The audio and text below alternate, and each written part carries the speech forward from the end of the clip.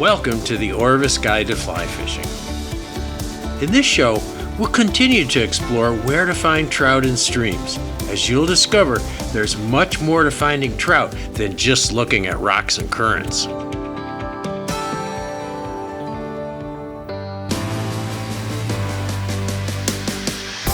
Oh yeah, nice fish! That fish has already refused that fly. You're gonna have to try just a slightly different pattern. The roll cast pickup is a great cast to use in a lot of fishing situations. This is a beautiful wild trout from a small stream. Just a gorgeous little fish. I say hit that bank. Let's go to that grass bed.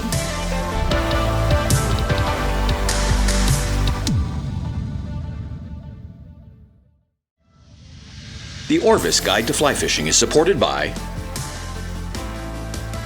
Orvis Fly Fishing, Maine Office of Tourism, Yellowstone Teton Territory, Crazy Rainbow Ranch, Adipose Boat Works, Global Rescue, Trout Unlimited, Oscar Blues Brewery. Everything you learn about reading the water can change with the sudden flush of a thunderstorm or just a few weeks progression of the season. And what you learn in one river may not be as valid as in a river with a different character and different kinds of food. So you need to be flexible and keep an eye on how things change. Trout can and will move throughout the season, but may also move into different water during any 24-hour period. What's most common is a trout that lies in a relatively protected spot for most of the day, still feeding in that position, but perhaps not as aggressively. When a heavy hatch of insects gets going, especially in the evenings when the light gets low, trout move into slower, shallower water where it's easier to sip large number of insects in a short amount of time. The tail of a pool is a common place, but any slower, shallower water close to deep water or to other cover can be a prime spot. A good strategy is to fish the most likely spots near cover or deeper water when there's no insect hatch. But if you see an abundance of insects on the water, start looking at the slower, shallower water you might normally ignore. Trout also move throughout the season to match flow conditions and depth. Just because you catch trout in a spot in April doesn't mean it'll be a good spot in May or June, and where you catch them in June might be barren of fish in August. In winter and early spring, they prefer deeper, slower water because they aren't feeding much and need a place to stay away from heavy current. Look for trout in places where they have some access to current because they actually need a bit of current to hold their position. But when water temperatures are low, they don't need as much food and seldom move very far to feed. A good philosophy is to look for places where trout might loaf, in both large and small rivers and streams. Trout will move into these places called winter refuges, where they don't waste energy, are protected from predators, but can still nibble on drifting insects if the water warms up a few degrees. Log jams and deep pools are especially good spots, and although they're difficult to fish, trout will slide out in the open close to log jams when they decide to feed. Time of day is important in winter and early spring. Although trout might feed any time, the most logical time is the middle of the day. Just a few degrees of water temperature increase can put trout on the feed, and fishing can quickly heat up in the middle of the afternoon. They may even rise to small mayflies or midges at this time of year, although the most productive way to fish is with small nymphs. Spring runoff with both cold water temperatures and high flows can just make fly fishing difficult. Trout won't move into shallower water yet, and will stay glued to the bottom in these slower places. But you'll have trouble getting your fly down to their level, and because they won't move much for a fly, you have to get it right in their face. My only suggestion is to fish in places where you just know trout will be holding. And make sure that you get your fly close to the bottom and that it drifts at the same speed as the current. This is where methods like Euro nymphing really shine. As waters drop in the spring or after runoff, trout move from their winter holding areas into faster, shallower water. This water is where the insects hatch and drift, and trout move into it to take maximum advantage of the abundant food. Some might stay in these deep pools, but you'll begin to find fish in faster, shallower water. In other words, they'll just be more spread out. When midsummer low water rolls around, you'll find trout close to faster water, especially riffles, because current brings them food, and as water levels fall, current will be restricted only to discrete places. Riffles on the surface are almost as effective as rocks or logs at hiding trout from predators, especially from birds of prey like ospreys and eagles. You may also find them in deeper pools, but always look for that foam line, which is like a beacon that tells you where food is drifting. Trace the foam line down through a deep pool, and you'll be able to predict exactly where trout feed. It doesn't matter whether it's a mayfly that hatched in a riffle or a beetle that fell into the water. All the good food gets swept into that foam line. You know, sometimes you have to temper what you know about reading the water with the actual conditions and what you see on the water. For instance, we've been going through a lot of slow, flat pools today with beautiful looking water, deep banks, stuff that looks like it should hold fish, but it didn't, or at least we didn't catch any. We've caught all of our fish in the faster riffles, even though water temperature is perfectly fine for fish to be in those deeper pools. So based on what we found out today, this to me looks like a really good spot. It's in a riffle, it's in faster water, it's got a foam line going down it, so you know there's food drifting down there. Anything that hatches or falls in the river is going to get down that foam line, and it's got a little bit of a deep cut, just a little depression like a trench in there. And I know it's deeper for two reasons. One is that the water gets a little darker color, a little bit deeper color. And the other reason I know it's a little deeper is the rocks all of a sudden disappear. So I can see all the rocks on the bottom right here in front of me, and as I start to look down there, all the rocks get fuzzy and then they disappear. So I know there's a deep little trough in here, and because we found fish in fast water today, this looks like a really good spot. It's true that lower water temperatures in the fall make trout more active, especially in places where summer water temperatures may get too high for a healthy trout population, and the fish can be stressed to the point where we should stop fishing for them. In cooler fall water temperatures, trout will be in all kinds of water, from fast riffles to deep pools. But trout in the fall don't feed as much as they do in spring and summer. They don't hurry to pack on weight for the winter. Trout are not grizzly bears. Yes, they will feed, but not as actively as they did in spring and summer, so you need to lower your expectations. Brook and brown trout spawn in the fall, so you may find them in odd places as they move through a system to their spawning grounds. And sometimes they do odd things in the fall. So you know what? Sometimes you can do everything wrong and still catch a fish. That big brown trout was sipping little tiny bugs. My dry fly went past him, he didn't take it. I was stripping the line in, and all of a sudden we saw this torpedo coming after the fly. A smart old brown trout chasing a dry fly stripped upstream. Go figure that one. Brookies and browns also get more aggressive prior to spawning and will attack streamers, which is why some anglers think they're feeding more heavily. They aren't. They're just getting nasty, which is why you often get short strikes to streamers in the fall.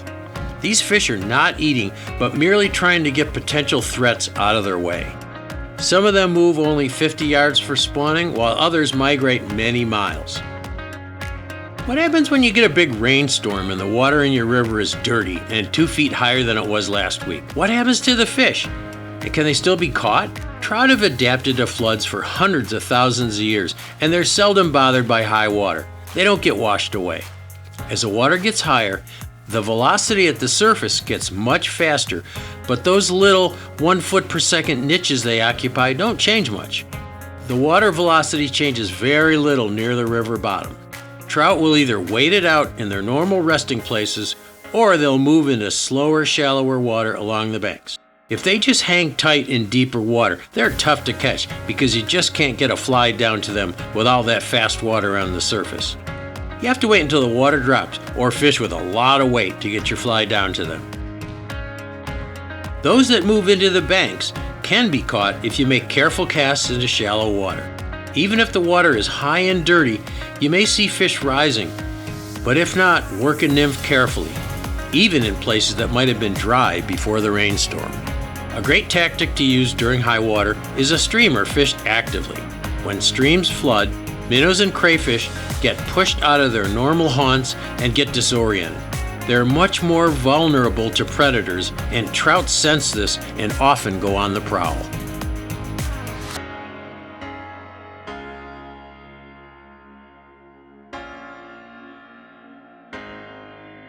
All these fish are relating to the outside of the bank current seam. Started having some nice success.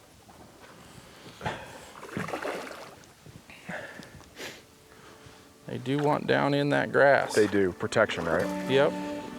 Cover protection. Nice.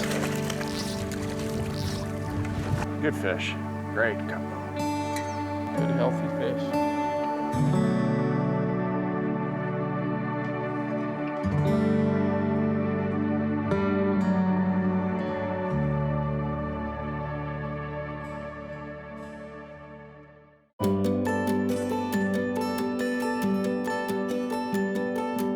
If you know what species of trout are in a river, should you adjust your stream reading variables? Are there any differences between where the various species of trout live in a river? For the most part, the various trout species have overlapping habitats, and you often find them mixed together. But if you know a river contains mainly one species of trout, you can narrow your options by looking for the habitat they prefer most. Rainbow trout are better adapted to feeding in fast water. Their metabolisms are more efficient than those of other trout, so they're able to feed in water that's faster than other species prefer. But don't just look for rainbows in fast riffles and heads of pools. They can be anywhere in a river, and I've seen them in very slow water as often as in fast water. So look in all likely places in rainbow trout water, but don't ignore the very fast stuff that you might pass up in brown trout or cutthroat rivers. In my experience, where brooks, browns, and rainbows seem to require a physical break in the current in order to be comfortable in fast water, I've watched rainbows sip tiny midges in tumbling water that would seldom hold a brown or a brook trout. Rainbows seem to be able to surf the plumes of water in fast current, finding places where they can suspend and feed even when there's no cover nearby. Oh, there we go. Well, that was an irregular riser, but we were able to convince that fish to take a dry. Gotta love rainbow trout when they jump.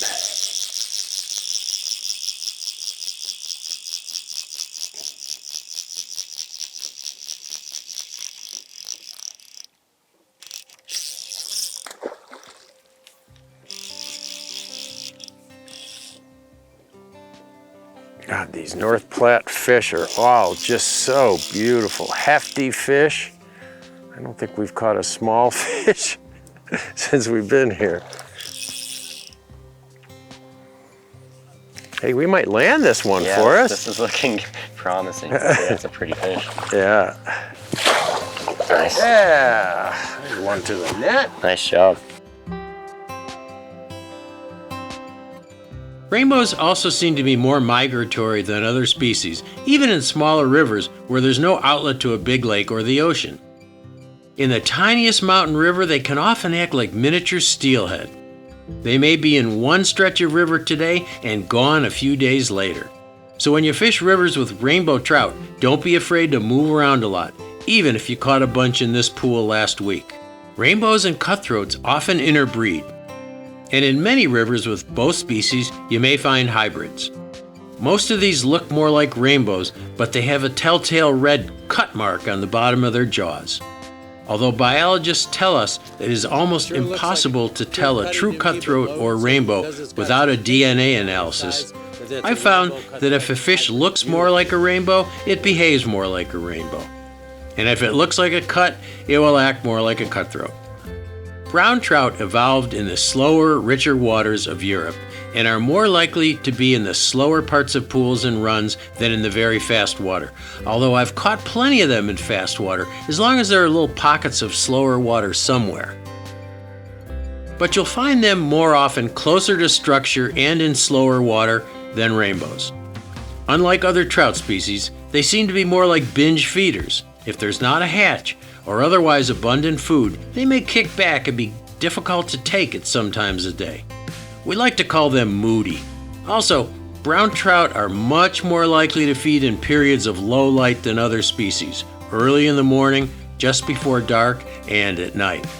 If you know a river has mostly brown trout in the population, don't be discouraged if you don't catch fish right away or the river seems to be barren of fish. The browns can turn on with just a slight change in light conditions. And on dark, rainy, or misty days, you'll often find brown trout more eager to play. Maybe it's because they're more cautious, or maybe it's because you often find more insects hatching on cloudy days, bringing brown trout out into feeding positions. Whenever I have a choice of what day to fish a brown trout river, I always look for lousy weather.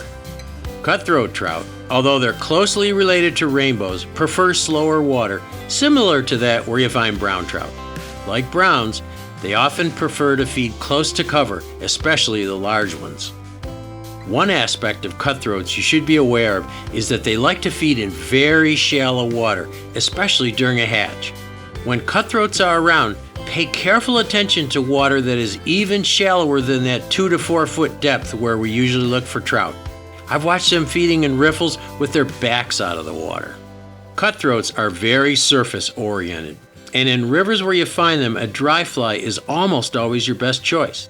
That old platitude about trout feeding 90% below the surface just does not apply to cutthroats, and often when I fish a hopper-dropper combination in cutthroat water, I'll catch most of my fish on the dry, and they seem to ignore the nymph. Another important aspect of cutthroat behavior is they seem to rise very slowly to a dry fly. And if you're accustomed to catching rainbows or brookies, you'll often pull the fly out of their mouths, especially big ones. You need to pause just a bit when setting the hook on cutthroats. And you may have heard that cutthroats are dumb and easy to catch. That may be true on some of them in wilderness waters, but I don't think the Snake River strain of cutthroats have gotten the memo. Those fish can be tough and selective. Mark Melnick and I once fished over a huge rising cutthroat for 3 hours, taking turns. When we left the fish, it was still rising, but we had to admit defeat. I'm at the utmost of frustration right now, but it's a lot of fun because there's a giant cutty still feeding over there. I've whiffed on him 5 or 6 times, had 5 or 6 fly changes. One of us is gonna give up soon, and it isn't gonna be me. Brook trout prefer to be close to the main current but off to the edges of the faster water. Like browns, they prefer to be closer to cover. Brook trout evolved in the nutrient-poor environment of mountain rivers and the colder, less fertile waters of higher altitudes and latitudes. So they position themselves in places to take maximum advantage of drifting food. In northern rivers, where they coexist with pike and rivers, they also stay in the main current flows to keep away from the pike, which don't like fast current. And in these places, where brook trout grow large but have a short growing season, they take advantage of every piece of protein they can grab. They are every bit as voracious on mouse patterns as brown trout in these locations. We often call brook trout dumb because they seem to be easier to catch, but they're supremely adapted to cold, infertile waters where neither brown trout nor rainbow trout can survive because there's not enough food. Brook trout have just evolved to take advantage of every possible piece of food in the water. They eat first and ask questions later. Next, we'll talk about how you can locate trout and even predict what flies will work with just a quick glance at the water. Now's a good time to explain tailwaters, spring creeks, limestone streams, and freestone streams.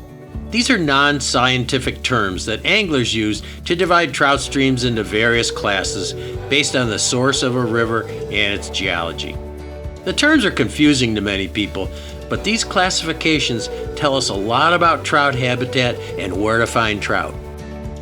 Freestone streams are flowing waters fed mainly by snowmelt and seasonal rains, with minimal influence by underground springs. By nature, they're unstable, and water levels fluctuate greatly throughout the season.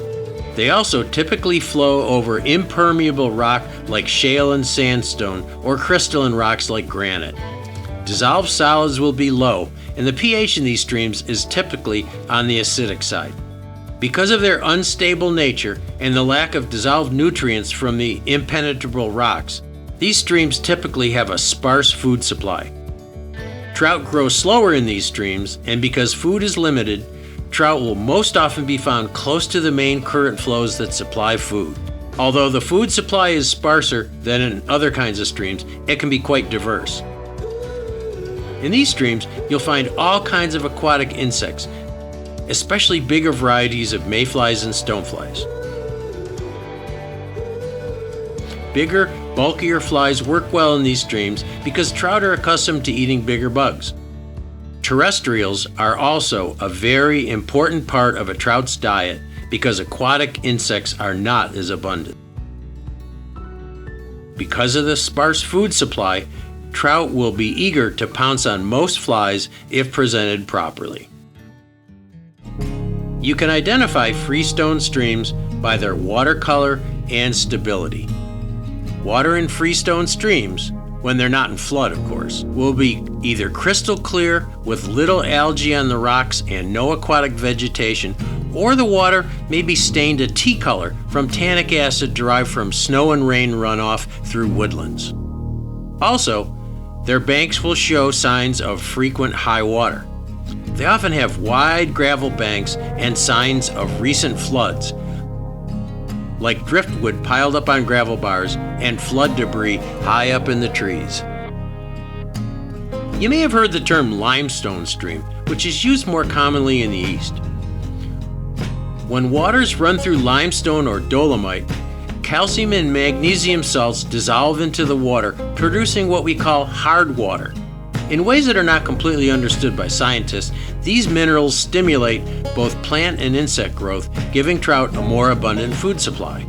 These salts are also necessary for the growth of crustaceans like crayfish, scuds, and sowbugs, which further increases the food available to trout.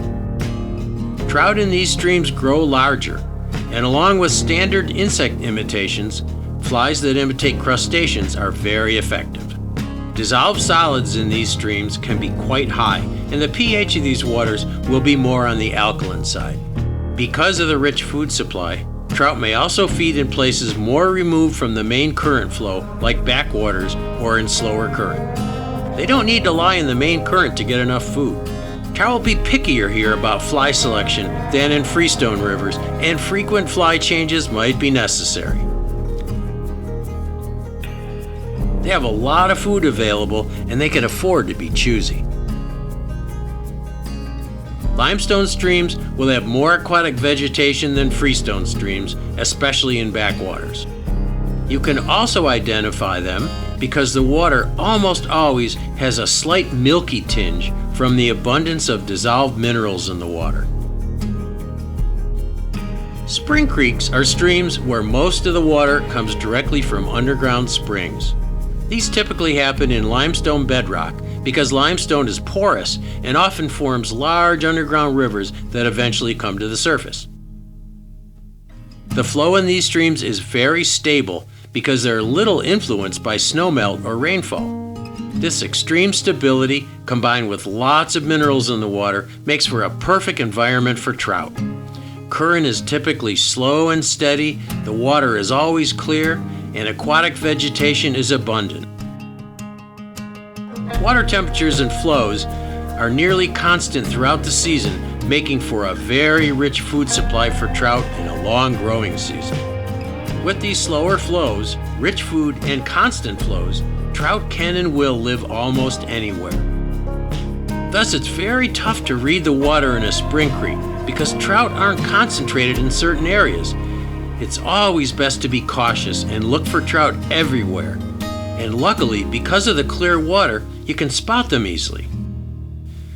But spring creek trout, because they have an abundance of food and the water is clear, can be very difficult regarding fly selection and presentation. This is PhD fishing.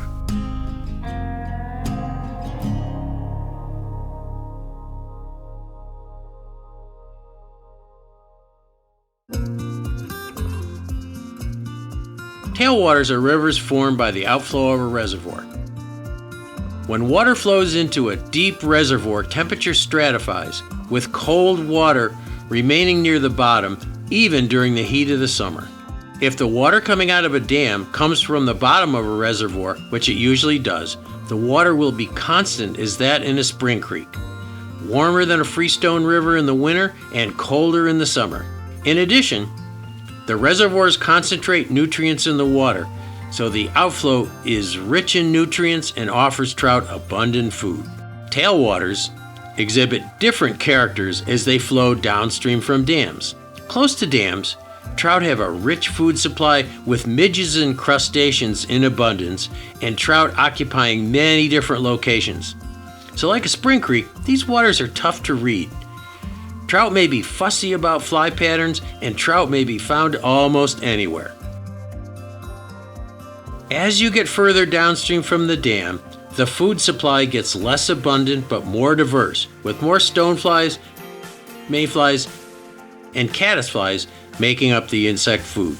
Here you should begin to look for trout in the more obvious places like riffles, current seams, and heads and tails of pools. That is 4X on there, right? It is.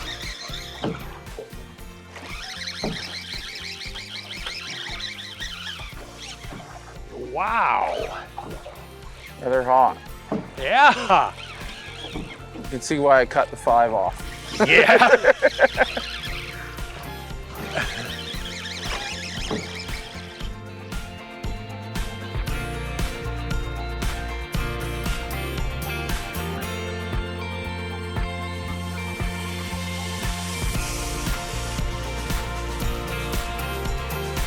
Not all streams fit neatly into these classifications.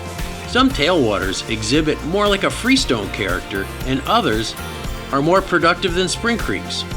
Some limestone streams look like freestone rivers, but still have a richer food supply. These are only basic guidelines on a huge continuum of trout stream types, and many rivers can exhibit the characteristics of all types. Don't take everything you've learned here as gospel.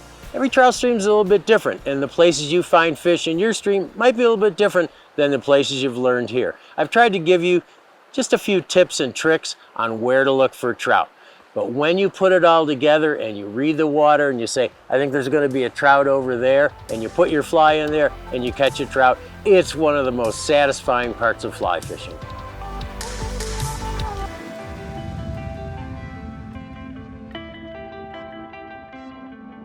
The Orvis Guide to Fly Fishing is supported by Orvis Fly Fishing, Maine Office of Tourism, Yellowstone Teton Territory, Crazy Rainbow Ranch, Adipose Boat Works, Global Rescue, Trout Unlimited, Oscar Blues Brewery.